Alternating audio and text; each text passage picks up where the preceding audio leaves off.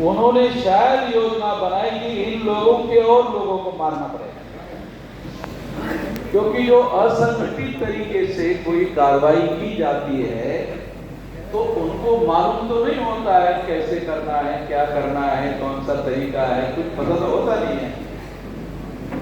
तो इसलिए फिर पुलिस वालों को सब मालूम होता है।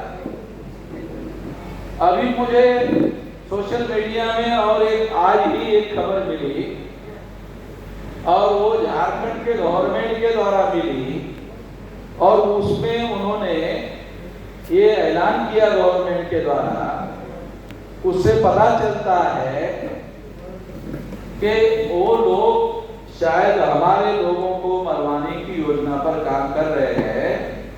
उनको मालूम है, उन्होंने रेफरेंस दिया कि पहली बार भी ऐसे हुआ था। तो हम लोगों को सतर्क रहना होगा, पुलिस डिपार्टमेंट और तमाम डिपार्टमेंट के लोगों को उन्होंने ऐसा किया। तो मैं ऐसा मानता हूँ कि सरकार को मालूम नहीं रहता है, ऐसा नहीं, सरकार को मालूम रहता है सारी चीजें। तो कुछ लोगों ने वो आंदोलन के साथ हमारा नाम जोड़ने की कोशिश की। हमने ऐसे किसी आंदोलन का समर्थन नहीं किया हुआ है, ये बात आप लोग ध्यान रखो। और आज नहीं तो कल मैं एक बड़ा वीडियो भी बनाने वाला हूँ सारा इसके बारे में, इसीलिए मैं यहाँ ये बोल रहा हूँ। और ये शायद इसकी वजह से ये जा रहा है, ये हमारे लोगों को, जो गधे लोग हैं उन लोगों तक जाएंगे, और गधे लोगों को थोड़ा सा जागृति होगी तो जाना चाहिए गधे लोगों के पास में कि उन लोगों को किसी भी तरह से इसी वजह से कुछ भी करते रहने से काम नहीं होने वाला। आंदोलन कोई बच्चों का खेल नहीं है, ये सारे समाज के लोगों के साथ इस तरह से खेल नहीं खेला जाना चाहिए। तो इसलिए मैं आप लोगों को सतर्क करने के लिए ये बोल रहा हूँ कि 21 तारीख के बंद के बारे में आप सभी लोगों को सतर्क रहना चाहिए। 21 तारीख को राष्ट्रीय आदिवासी एकता परिषद के द्वारा कोई कार्यक्रम चलाया जा रहा है। आप लोगों को अनाउंस किया गया, राष्ट्रीय आदिवासी एकता परिषद के द्वारा आदिवासियों के 4 चरणों में कार्यक्रम चल रहे हैं। आपकी जानकारी के लिए बता रहा हूं, उत्तर प्रदेश में आदिवासियों की संख्या लगभग नहीं के बराबर है, और 2 जिले जो मध्य प्रदेश के बॉर्डर पर है वहां पर है केवल। बाकी उत्तर प्रदेश में या उत्तरांचल में इस तरह के कोई जिले है नहीं है। तो इसलिए मैं आप लोगों को सतर्क करने के लिए ये बात समझा रहा हूं कि आंदोलन के संबंध में हम लोगों को सतर्क रहना जरूरी है। मगर आज हम लोगों की आंदोलन की प्राथमिकता है। मैं बामसेठ को दीर्घ समय से, अभी मेरी उम्र 66 साल की है, 18 साल 4 महीने की मेरी उम्र थी जब हमने बामसेठ का काम शुरू किया था, और अभी 66 साल की उम्र है। इसका मतलब है अगर 18 साल माइनस करो 66 साल में से, तो 48 साल से एक काम मैं कर रहा, 48 साल का लंबा समय लगाया। और ये 48 साल का लंबा समय ये हम लोग रेल में और गाड़ी में घूमने फिरने का काम नहीं किया। 625 जिलों में संगठन खड़ा किया, 500 जिलों में फिजिकल मीटिंगें करने का काम किया।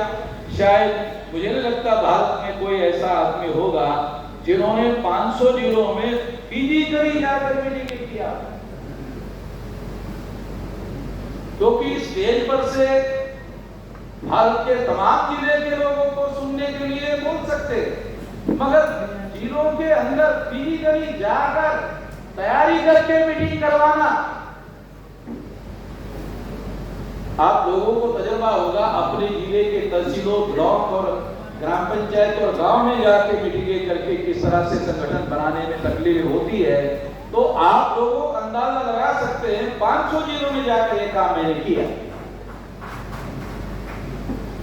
तो बहुत लंबा समय बामसेठ संगठन बनाने के लिए लगाया गया है।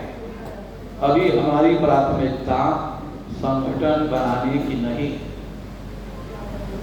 संगठन बन चुका है। बामसेठ संगठन एक बहुत बड़े पैमाने पर बन चुका है, बनाया जा चुका है।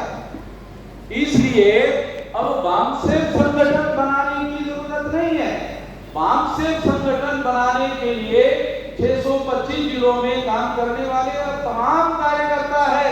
अब मेरी जरूरत नहीं है, अब हमारे कार्यकर्ता इसको बना सकते हैं और उनको बनाना चाहिए, इसके लिए पहल करना चाहिए।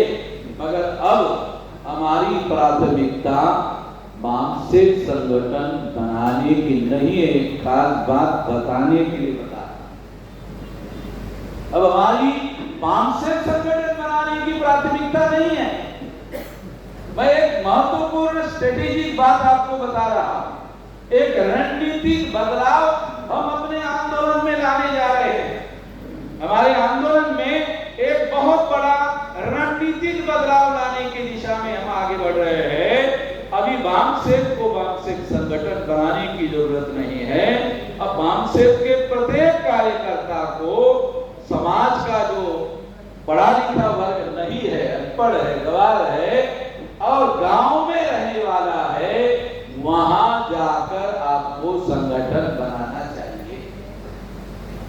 इसका मतलब है 6.5 लाख गांव है तो 6.5 लाख गांवों में आप लोगों को जाकर संगठन बनाना चाहिए।